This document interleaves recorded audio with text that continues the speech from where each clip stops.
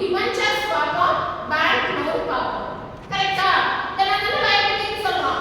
So equity ஷேரையும் preference ஷேரை காட்டிலும் நம்மளோட டிபென்ச்சர்ஸ், லோன், பேங்க் லோன் இந்த ரெண்டும் அதிகமா இருந்ததுன்னா ஒரு அறிகுறி அந்த பிசினஸ் என்னதுங்க லாஸ்ல போயிட்டு இருக்குதுன்னு, வீக்னஸ். அதான் அறிகுறி ஹை டெட் பர்டன் அப்படிங்கிறது.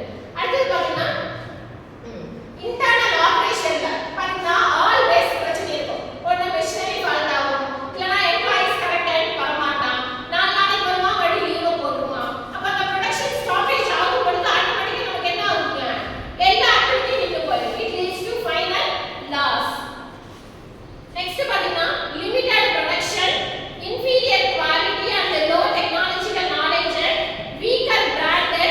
அதே மாதிரி அவன் என்னங்க நியூ கஸ்டமர்ஸ் அவனால தன்வசப்படுத்த முடியாது. இதெல்லாமே எதுனா வீக்னஸ்க்கான அறிகுறிகள். நெக்ஸ்ட் பாத்தீங்கன்னா ஆப்பர்சூனிட்டிஸ். ஒரு பிசினஸ்க்கு ஆப்பர்சூனிட்டிஸ் எப்படி எல்லாம் என்னென்ன அறிகுறிகள் ஏற்படுத்துது அப்படின்னு பாத்தீங்கன்னா possibility of entry into new market area. இது நான் வந்து சவுத் சோன் மட்டும் கான்சென்ட்ரேட் பண்ணிருப்பாங்க.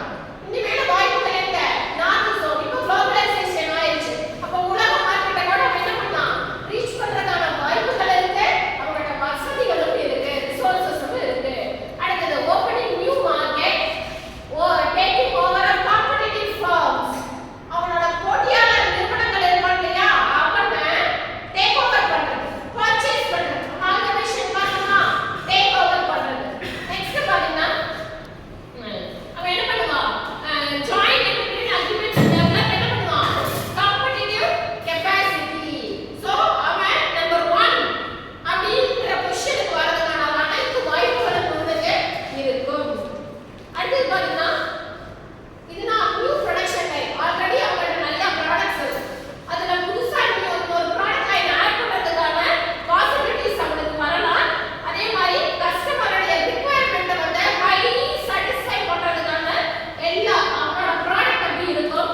அடுத்து பாத்தீங்கன்னா நியூ சேல் ஆப்பர்சூனிட்டிஸ் வரதுக்கான வாய்ப்புகள் இருக்கும். அடுத்து பாருங்க